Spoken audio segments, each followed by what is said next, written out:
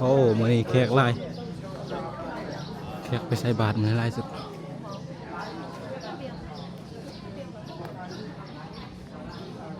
บรรยากาศตอนเช้านักท่องเที่ยวที่มาใส่บาตรเนาะใจกลางตรงเมืองหลวงพระบางอย่าใส่ท่านผู้ชมเบิ่ง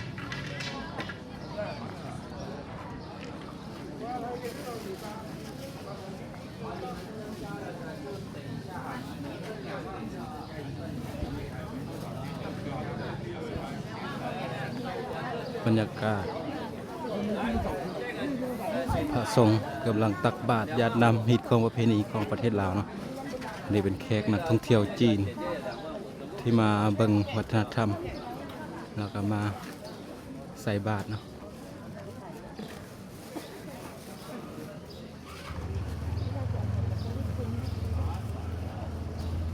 ผู้ใดเข้ามาเบิ่งแล้วฝากกดไลค์กดติดตามให้เด้อทุกคน